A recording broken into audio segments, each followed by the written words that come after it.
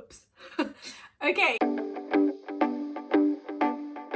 Today's video is going to be super informal and chatty. So I was in a bit of a bittersweet situation because I didn't actually invest so much time applying for all these virtual internships for this year, because I thought, okay, I've done all these internships previously, I don't really need to do anything this summer, I can relax, this summer is my time to travel. But then also on the other side, I was sort of thinking, oh my goodness, we're going to be stuck at home. I won't be able to travel anywhere. So I better start planning to do something for this summer. I don't want to just sit at home and be bored.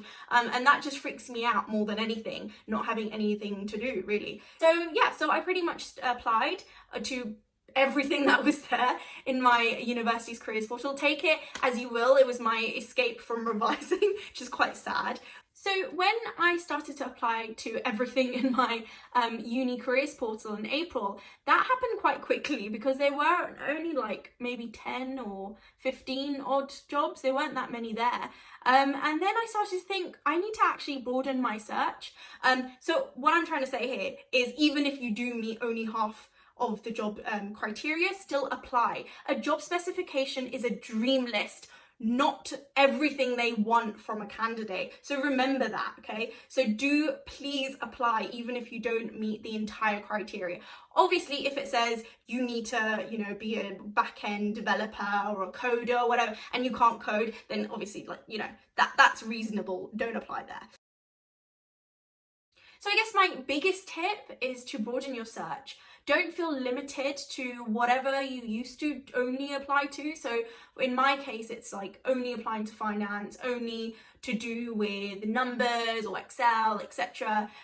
Now I apply to marketing roles, content creation, research papers, because you're now competing with interns and employees from across the globe. So someone could be sitting in America and could potentially get the job instead of you. And now there's also a lot of people that have been furloughed, done so many other qualifications, and are happy to settle with a lower salary just because the situation is just so dire. So actually there is a lot of power in applying to a lot more different jobs and a lot more jobs in numbers. So don't feel that you can only get away with applying to maybe 10 or 5.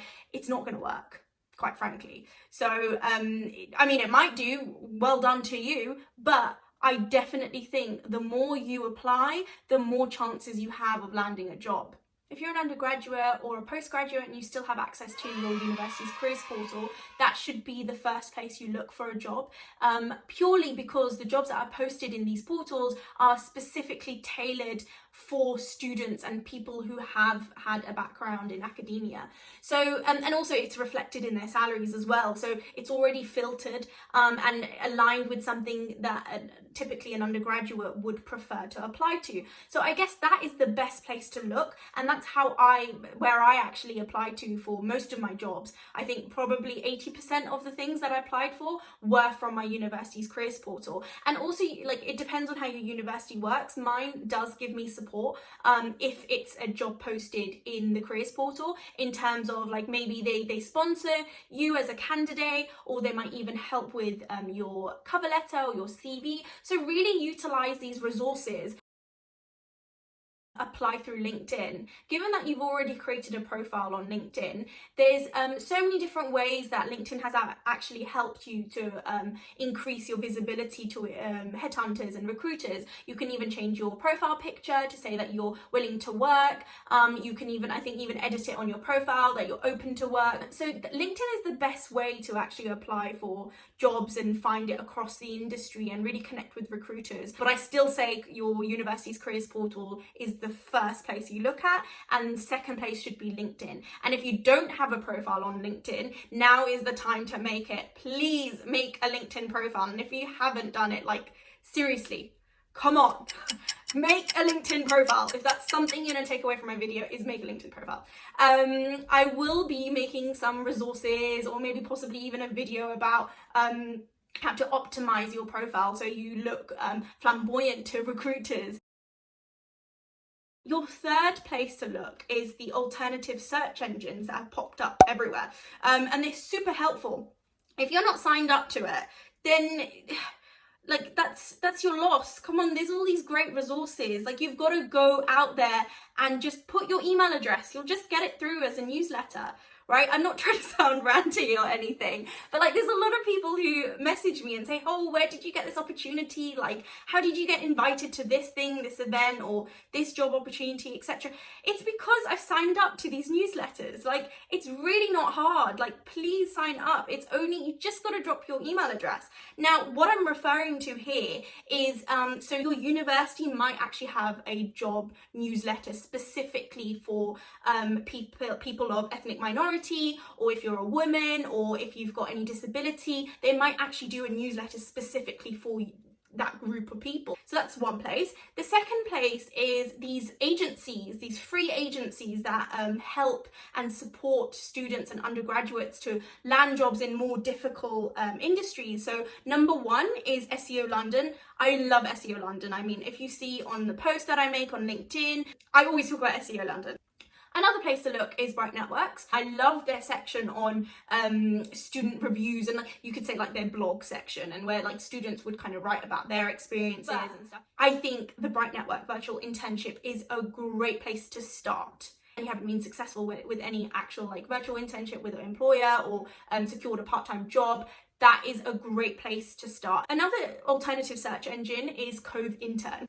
So this search engine was clearly created for the purpose of finding interns during COVID-19. So it's a US based company, and they connect you with companies obviously based in America. But because everything's virtual, hey, now you can apply for things that are based in America as well. So if you don't find any joy from all the other search engines and different places that I've referred to, go on to this place called Cove Intern. I will drop the link in the description, so you don't need to search for it as well.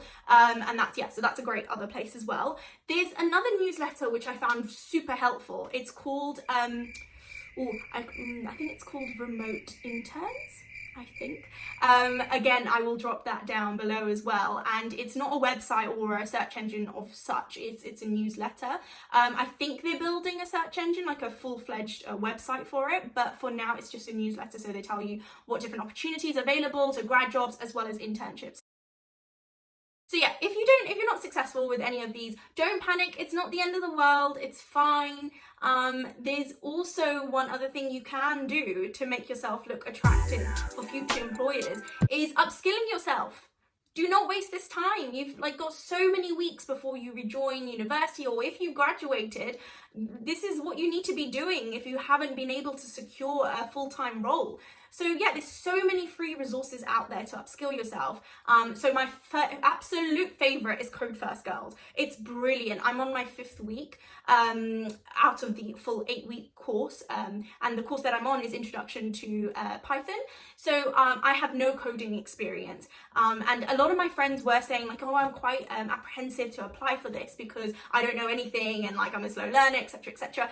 They are brilliant. I probably will make a separate video on how I found the experience and how I navigated through the course and everything. But yeah, but otherwise it's a great place to learn coding, and I think they even do web development and courses on HTML. Unfortunately, it's only for people that identify themselves as female. So sorry to anyone who doesn't. There are other places as well to learn coding, so don't panic. There's another company called Lee Wagon.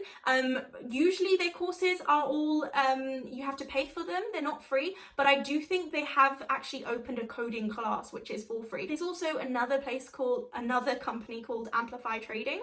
Obviously it's in the name. It's for trading. It's good for trading simulation and learning more about trading, and especially if you want to go into sales and trading and banking, etc.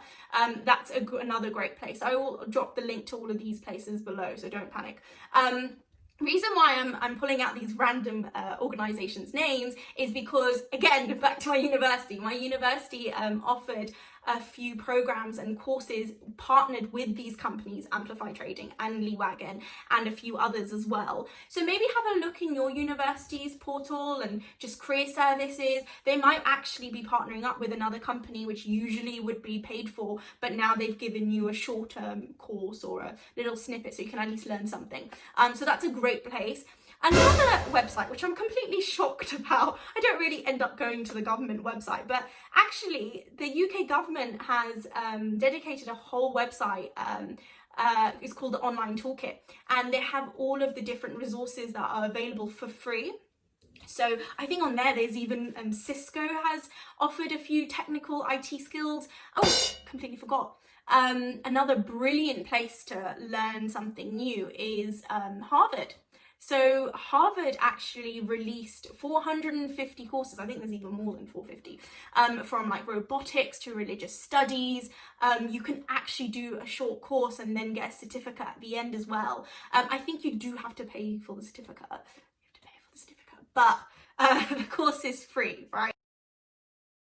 You've done all of the things I've told you to do, and you still haven't landed a job. Well, now you need to go and start your own thing. If no one's gonna hire you, then you need to go and start something yourself, right? Do not say to me that you don't have a skill, because I don't believe that. Everyone has a skill. You can monetize the things that you know for sure. If that's something you want to do over the summer, you know, earn some money. I appreciate a lot of people are in a difficult situation. You will definitely have a skill that you can monetize, whether that's you know, teaching someone how to play the piano. But actually you can do that. If you don't feel like you haven't got all the skills yet, or you don't have that confidence yet, definitely upskill yourself, but then go back one step. What I said, upskilling yourself, and then you're able to actually monetize the skills that you have, the new skills that you've learned. So that's pretty much it. But yeah, I hope you guys like my new setting.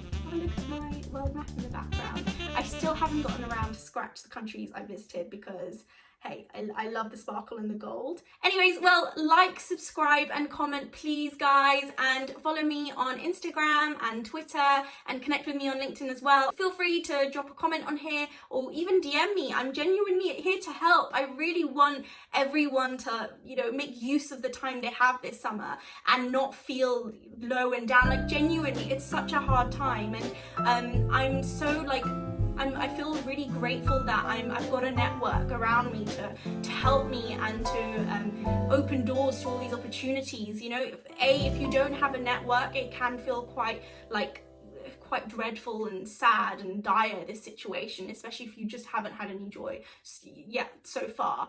But actually there are resources out there, and I think if you feel like, I just haven't seen anything, these are the things you need to sign up to. Please, it really doesn't it doesn't cost anything for you to actually sign up for a newsletter or any of these things. You will get these opportunities through, and do not forget to apply to everything.